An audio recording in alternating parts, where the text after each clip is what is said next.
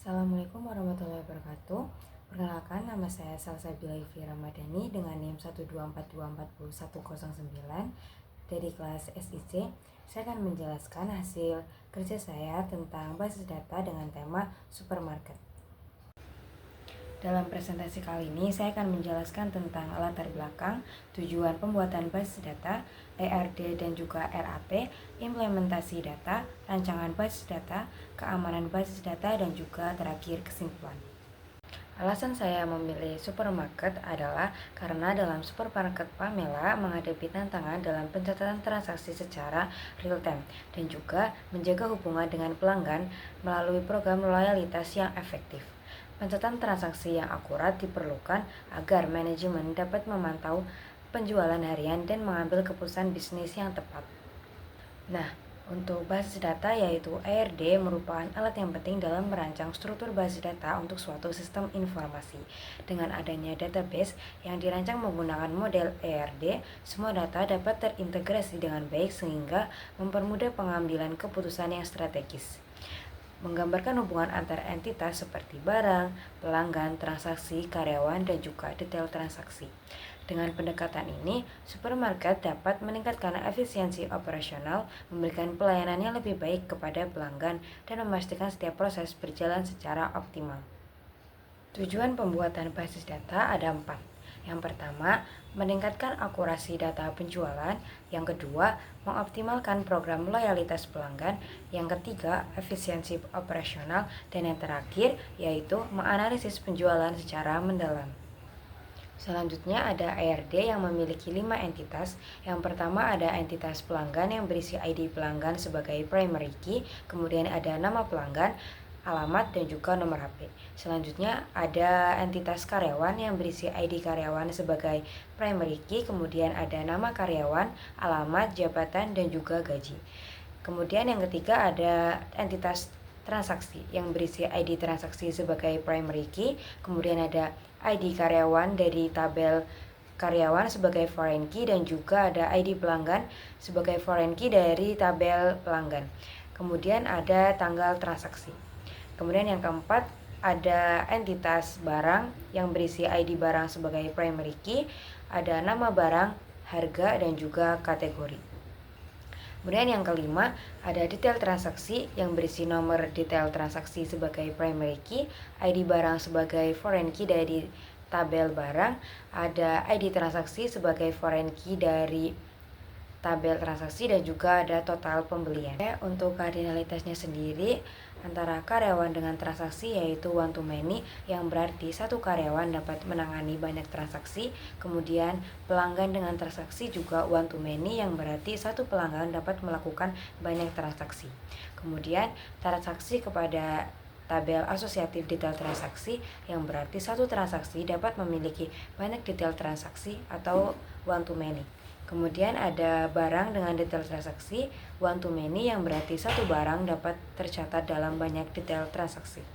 Oke, next selanjutnya ada gambar relasi antar tabel atau RAT yang menghubungkan antara karyawan dengan transaksi. Kemudian ada pelanggan kepada transaksi, lalu transaksi berhubungan dengan barang melalui tabel detail transaksi sebagai tabel asosiatif. Selanjutnya ada gambar implementasi dari RAT-nya sendiri yang menghubungkan antar entitasnya. Selanjutnya ada implementasi data, yaitu yang pertama ada create database, yaitu membuat database supermarket Pamela dengan query yang ada. Kemudian yang kedua ada use database, yaitu menggunakan database supermarket Pamela. Kemudian ada create tabel. Di sini saya mencontohkan membuat tabel karyawan dengan query seperti yang sudah tercantum. Lalu mengisi data di tabel karyawan dengan ada ID karyawan, nama karyawan, jabatan, alamat, dan juga gaji. Kemudian ada rancangan basis data, yaitu ini berisi model tabel dari pelanggan yang berisi ID pelanggan, nama pelanggan, nomor HP, dan juga alamat. Kemudian ada model tabel karyawan yang berisi ID karyawan, nama karyawan, jabatan, alamat, dan juga gaji. Kemudian ada model tabel transaksi yang berisi ID transaksi, tanggal transaksi, ID pelanggan, dan juga ID karyawan. Lalu ada model tabel barang yang berisi ID barang, nama barang, kategori, dan juga harga.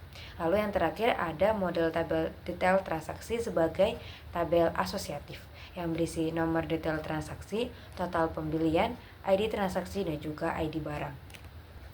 Kemudian ada keamanan basis data. Sebenarnya keamanan basis data itu ada banyak, tetapi saya di sini hanya menjelaskan 4 saja, yaitu yang pertama ada grant yang merupakan perintah untuk memberikan wewenang kepada pemakai atau user untuk mengakses, mengubah, menghapus tabel-tabel dari suatu basis data. Kemudian yang kedua ada revoke, yaitu perintah untuk mencabut wewenang dari pemakai untuk mengakses semua dalam suatu basis data. Kemudian yang ketiga ada backup, yang berarti duplikat dari suatu basis data apabila ada suatu problem tertentu. Yang terakhir ada recovery, yaitu mengembalikan basis data. Duplikat yang sudah dibuat dapat dikembalikan dalam bentuk basis data jika terjadi kegagalan di basis data yang utama. Lalu yang terakhir yaitu bagian kesimpulan dari presentasi saya. Kesimpulan dari penggunaan basis data dalam tema supermarket, yaitu yang pertama ada kemudahan manajemen data. Sistem basis data akan membantu pengelolaan data barang, karyawan, pelanggan, dan transaksi secara terstruktur dan juga efisien. Kemudian yang kedua ada analisis dan pelaporan menjadi lebih mudah. Dengan basis data akan membantu dalam analisis data dan pembuatan laporan. Kemudian yang terakhir ada keamanan dan akses data. Dengan struktur ini, akses terhadap data bisa diatur dengan lebih baik seperti tadi contohnya dalam keamanan basis data. Data karyawan, data pelanggan, dan juga transaksi dapat disimpan dengan aman dan hanya diakses oleh bagian tertentu saja. Terima kasih. Sekian presentasi dari saya. Apabila ada kesalahan, mohon maaf. Wabillahi taufiq wal hidayah. Wassalamualaikum warahmatullahi wabarakatuh.